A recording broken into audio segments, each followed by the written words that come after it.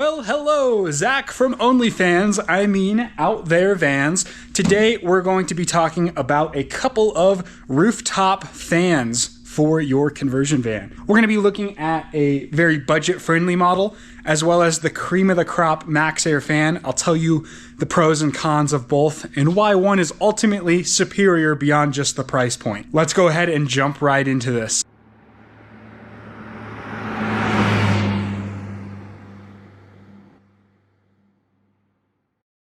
The fans we're looking at today are on both ends of the price and feature spectrum. Over here on the budget-friendly side, I have the Starvent fan, as well as the Maxxair 7500K smoke lid fan, which is kind of the big daddy of the fan world. Both of these fans, fundamentally, they do the same thing. However, they both function in very different ways. Let's talk about price and where exactly you can find these fans.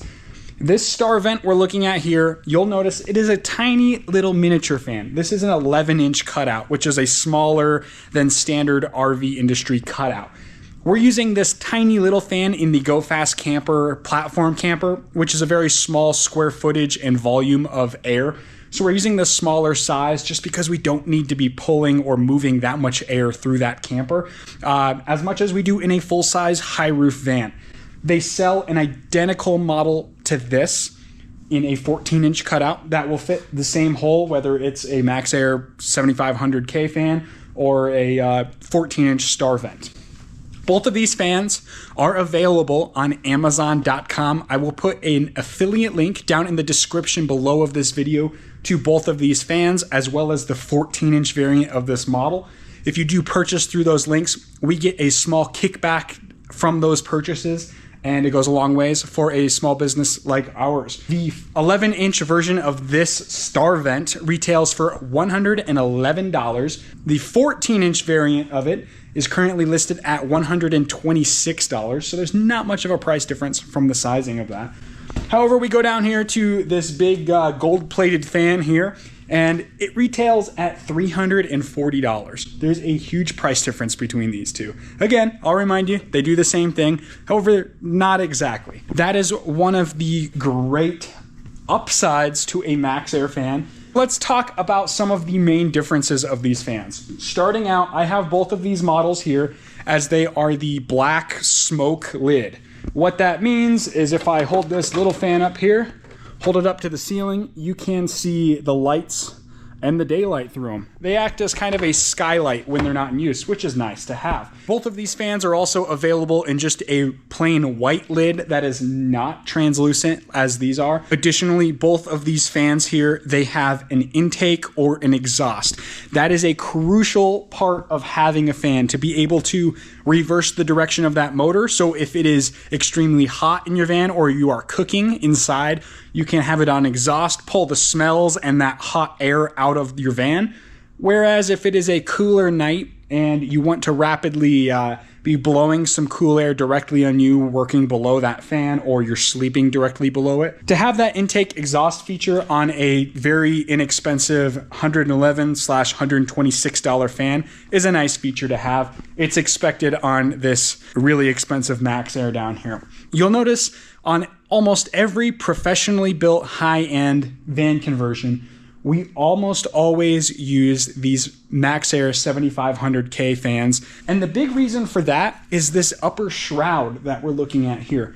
You'll notice it is extremely long compared to this Starvent, as opposed to the extra 8 inches of overhang this fan has here. This overhang is a huge benefit because when it is open for airflow to come under the grills under here and flow through the fan, but your fan is ultimately not exposed to the open air above. If we look at the Starvent over here, you'll notice at an open position, you just don't quite have full coverage here. It wouldn't take much rain in the air to be pulling rain directly into that fan blade and motor section down there. You'll see some lower end fans in this style having a rain sensor where the fan will ultimately lower if it does sense a certain amount of moisture within the air or on that sensor. However, this is just the superior option because it does not matter what the weather's doing. Now I've flipped both of these fans over here and we're going to take a look at the bottom. So both of them have a small knob which can manually open and close that vent. I know I'm doing this upside down. It's just the best for visibility here. Same thing with the Maxxair fan. It has a manual opening and closing knob over here. An added benefit of the Maxxair 7500K model is it actually has power opening and closing. This can be controlled either by using the on and off switch directly on the face of it, or these fans come with a handheld remote. So if this is mounted over your bed area or towards the front of the cab, you can remotely control it from the opposite end of your rig. Whereas this model, you will have to reach up and turn it on and off, manually raise and lower it, etc. Not that big of a deal, but depending on where your fan is located, it sometimes is not convenient to crawl up and over your bed all the way to the back of the van to actually hit those buttons. So keep that in mind as you are shopping for the fan going in your van. This model here, as I said, it has an intake or exhaust, and then there are 6 speeds that you can adjust up and down for both directions. This fan over here has intake and exhaust, as we mentioned as well, and it has 10 speeds that you can adjust both on the fan face here or on the remote. The remote also has a function to just raise the lid of the fan, so you can just have it open and venting without the fan physically spinning if you wish. This one, you just simply turn that knob to do so if that's what you wish to do. One other feature of this Maxxair fan is the auto setting. This auto button in the corner up here operates using this temperature sensor over here. And what that does is says if I hold to set, it automatically sets it to 78 degrees. From there, if I set it, it will beep if I have power to this, and then I know it's at 78. And if I use my up and down arrows when this is on and illuminated, I can every click know I go 77, 76, 75. I'm adjusting the temperature at which I want this fan lid to raise, and it will automatically start venting air out of your van. This is a nice feature, but I can honestly say, as someone who's been using vans for years, I literally have never used this feature. It's one of those items that it's tricky because it only works as exhaust. You also then have to have another area of your van vented for this to flow. If I'm leaving my van parked in a safe place, I'm probably already gonna just vent my fan and crack a window or have 2 fans open, 1 exhaust, 1 intake to let that air flow. If you're really in a pinch for power in your van, this might allow you to, not use as much electricity throughout the day. It's just a feature that's there. I don't really know of a whole lot of people or clients that really use this feature a whole lot, but it's there. It's not there on the Starvent. That's probably part of the price you're paying for this nicer fan. I just kind of like to disregard that and just know it's nice to have a handheld remote and this shroud.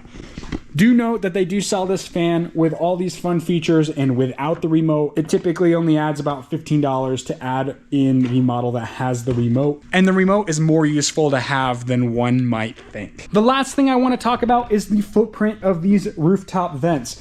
Again, this is an 11-inch model. I'm going to set it behind the line of the opening of this 14-inch model. So you can imagine the 14-inch rooftop Starvent fits the same profile towards the front here. There is about an 8-inch overhang of this Maxxair fan when it does lower down. That is something to note if you are trying to maximize your rooftop solar on your van or camper. That does eat up 8 inches of length of your rooftop. I recommend just accounting for if you have that 8 inches to work with within that fan space. The Starvent, whether it's the 14-inch model or even this 11-inch tiny little thing, if you wanted to put a couple of these in, it does allow for a lot more square footage up on that rooftop, especially if, say, you're using 2 of these 11-inch Starvents. 2 of these still come in cheaper than 1 Maxxair fan. But to me, in my opinion, and in most professional van builders' opinions, it's worth having that all-weather use case of this Maxxair fan. If you have any questions regarding rooftop vents beyond my 2 vent examples here, please feel free to write them down in the comment section down below. Don't forget that there is a link to both of these fans as well as the 14-inch Starvent down in the description. That'll lead you over to where you can find those for purchase. And lastly, don't forget to like this video and hit subscribe so you can see future videos of comparisons on products like these, tours through some of our van projects out here, as well as some other projects and products coming out of the shop here at Out There Vans. Thanks for watching, and we will see you next time.